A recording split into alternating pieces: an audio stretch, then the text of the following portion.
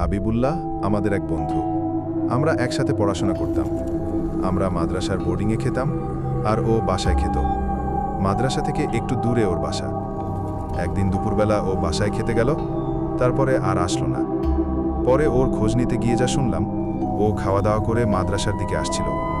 আসার পথে একটা ঝোপের কাছে ও একটা সাপ দেখে। সাপটাকে ও ভয় পেয়ে যায়। তারপর সাপটা ওর দিকে তেড়ে আসে। এরপর ওর আর কিছু মনে নাই। তারপর ও নিজেকে আবিষ্কার করে বরিশাল বড়তলা মসজিদে। মানুষ দেখে ও একটু পাগলের মতন আচরণ করতেছিল, কেমন জানি করতেছিল। তারপর হঠাৎ ওর হুঁশ আসে, বলে, আমি এখানে কিভাবে? আর অনেক অসুস্থ হয়ে পড়ে। লোকজন ওকে ধরে জিজ্ঞেস করে, ও কিছুই বলে না। বলে, ভাই আমাকে একটু রিকশা করে দিন, আমি ভাটিখানা যাব। ওর বাসা ছিল বরিশাল ভাটিখানা। তারপর ও বাসায় আসে। ওর গায়ে প্রচণ্ড জ্বর। সব কিছু খুলে বলে ওর বাসার সবার কাছে। সবাই কিন্তু রাতে সবাই ঘুমানোর পর সকালে উঠে দেখে ও আর ওর বিছানায় নেই। ওদের সামনে রান্নাঘর, ঘরের সাথে ওপরে অনেক ফাঁকা ছিল।